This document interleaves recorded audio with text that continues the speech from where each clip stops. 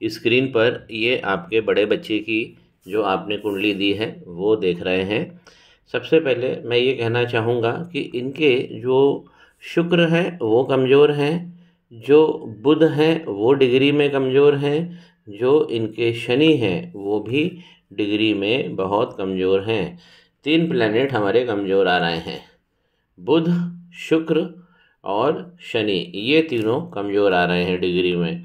तो इनको हमको तेज करने के उपाय करना ही है।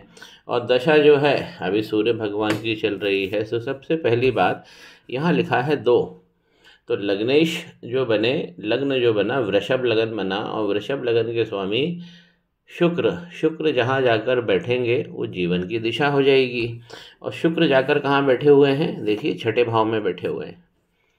तो लग्न अगर छठे भाव में चला जाता है तो ये कुंडली वीक हो जाती है। और वीनस जो शुक्र है उनकी डिग्री पहले ही कम है, बुध है उनकी डिग्री जो मैंने तीनों बताया है। तो लग्नेश का छठे में जाना, और वो भी शुक्र जैसा प्लैनेट, लेकिन जब शुक्र ही छठे में बैठता है तो उसमें बस केवल एक बात अच्छी होती है कि जो 12वां घर जो है उसको ये देखता है अपनी 7वीं दृष्टि से।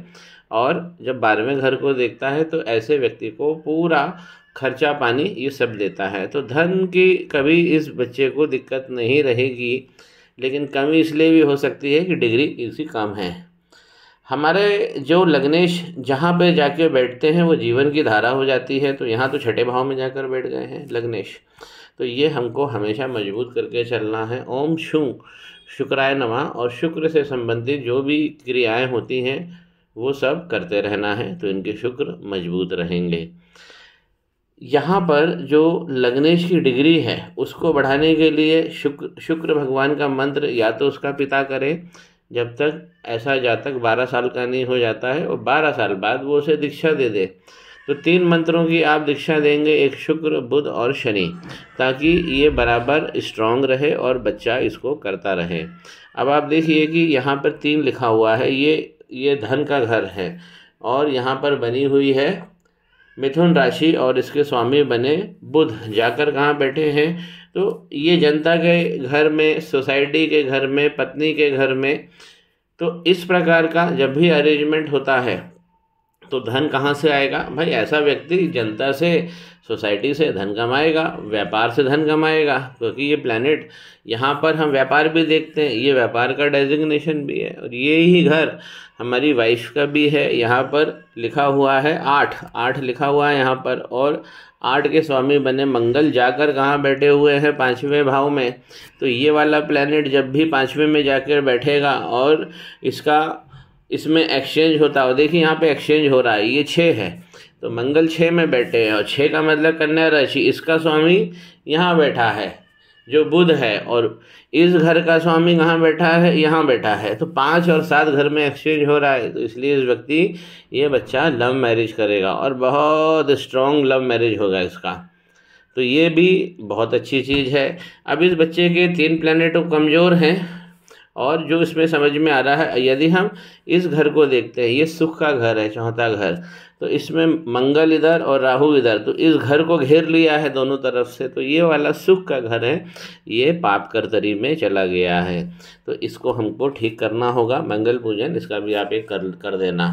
यहाँ पर 5 लिखा हुआ है सुख के घर में, यानी कि सूर्य की राशि बनी और सूर्य जाकर बैठे हैं छठे घर में।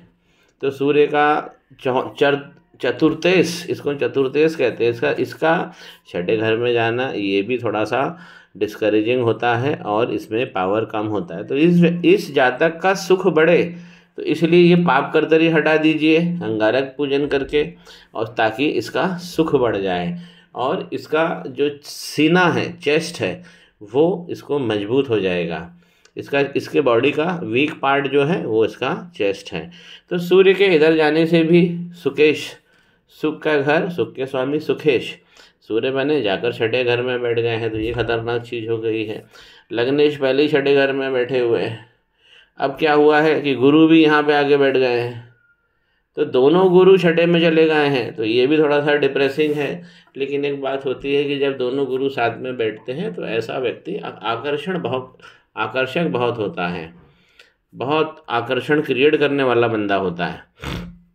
तीसरी बात यह है कि इनके जो चंद्रमा है वो 12वें घर में जाकर बैठे हैं, तो इस जातक की माँ यानी कि आपकी पत्नी इनको ट्रबल देंगे। यहाँ जल तत्व हमें ख़त्म दिख रहा है, तो इस बालक की माता को जल तत्व से रिलेटेड प्रॉब्लम, जैसे हार्मोन्स की प्रॉब्लम होना, जॉइंट्स की प्रॉब्लम होना लोअर बॉडी में, ये खास रहेगा।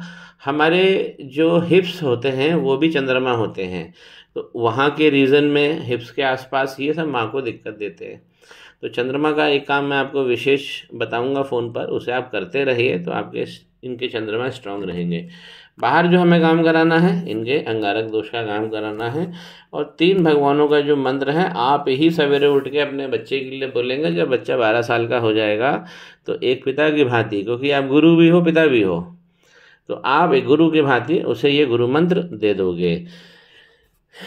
जुपिटर यानी कि बृहस्पति जो ऊपर जाकर देखिए 6ठे भाव में बैठ गए हैं, यहाँ पर मुक्त हो गए हैं। और जुपिटर ने यहाँ क्या किया है कि वैवाहिक क्षेत्र में यहाँ स्थान बना लिया है, और जुपिटर यहाँ 10 नंबर लेकर बैठे, तो पूरी तरह से खराब हो गए हैं जुपिटर। इस पर भी मैं आपसे चर्चा करूँगा। कर्म का जो भाव आ रहा है, शनि भगवान यहाँ भी नीच के बैठ गए हैं, तो इसलिए कर्म में, विवाह में इस बच्चे को बहुत सारी प्रॉब्लम आएगी। पढ़ने की भी इसको प्रॉब्लम आएगी, क्योंकि यहाँ पर तो मरकरी अकेले बैठे हैं। नवांश में जो आगे का जीवन बताता है, मरकरी के साथ केतु आ गए हैं, तो पढ़ाई जो इसकी रहेगी। और मरकरी से कमज़ोर है, बुध इसके कमज़ोर हैं, शुक्र इसके कमज़ोर है, शनि इसके कमज़ोर है, और यहाँ केतु के साथ अगर बैठेंगे तो पढ़ाई में ये बहुत सारी दिक्कतें लेकर आएगा। तो इस पर भी हमको काम करना है। यहाँ पर मंगल की स्थिति बहुत अच्छी बन गई है, लाभ में आ गए हैं। मंगल यहाँ भी बहुत अच्छे बैठे हुए हैं, तो मंगल की इनको कोई दिक्कत नहीं है। यहाँ पर देखिए सुख का स्वामी अपने ही घर में बैठा है, आने वाले समय में इसको सुख की गारंटी दे रहे हैं ये। बस हमको ये करना है कि जो उपाय मैंने आपको बताए हैं वो तीनों प्लैनेट के और अंगारक के, ये आपको करा लेना है समय रहते, और आपको उन तीनों भगवानों का मंत्र करते रहना है। इस बच्चे के लिए शनि मंदिर में यदि आप हर शनिवार को दिया लगा देते हो, आज शनिवार भी है, इस बच्चे के लिए शनिवार को एक सरसों तेल का दिया शनि मंदिर में लगाइए 40 शनिवार तक, तो शनि की बाधा ये पूरी तरह समाप्त हो जाएगी बच्चे को। और जो मंत्र हैं वो तीनों आपको करना है, अंगारक दोष इसका भी एक कर देना, तो इससे इस बच्चे की कुंडली स्टेबल हो जाएगी।